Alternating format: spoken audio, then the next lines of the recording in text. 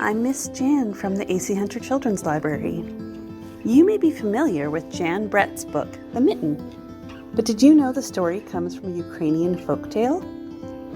There are other books with the story of the mitten too, and today I'm going to tell you my own version, because that's what folktales are all about.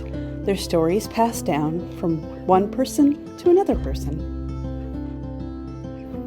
On a snowy day, a little girl named Sophie was out walking and lost her mitten in the snow.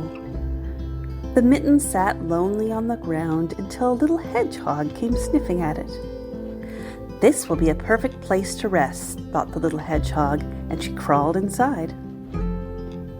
No sooner had the little hedgehog settled into her new spot that a sleepy mole sniffed his way towards the mitten. The sleepy mole asked, "Is there room for me?" And the hedgehog curled up at the back of the mitten, and the mitten stretched, and there was room enough for two. Hopping along the snow came a curious hare. When she saw the mitten, she hopped right in. "Welcome to our mitten," said the little hedgehog, and the mitten stretched a little more, and there was room enough for three. Soon enough, a chilly raccoon with a stripy tail and a cold little nose found their way to the mitten. They pushed and snuggled, and the mitten stretched a little bit more, and there was room enough for four. As the four animals stayed out of the cold in their mitten, who should come along but a sly fox?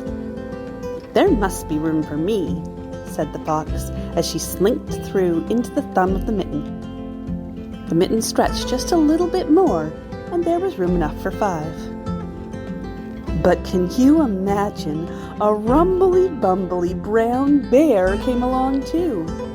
He saw the mitten and said, "Oh my, what a nice cave for me," and backed his big rump right inside the mitten. And what do you know? The mitten stretched a little bit more, and there was room enough for six. Just as the sky began to darken, along came a wee mouse looking for a place to sleep. She creeped and crawled in right beside the rumbly-bumbly bear. But the mitten couldn't take even a tiny little mouse, and with a great big rip, it tore down the middle. All of the animals burst from the mitten and went running in every direction. And the mitten lay abandoned on the ground again, torn and stretched out of shape. The next morning, Sophie came walking with her sister. "My mitten!" she cried, and picked it up from the ground. "What happened to you?" she said, as she showed her sister the mitten. "I don't know," said her sister, "but I think it must be quite the story." And as the two of them walked back home, Sophie's sister told her a story all about her mitten. And what do you think that story was?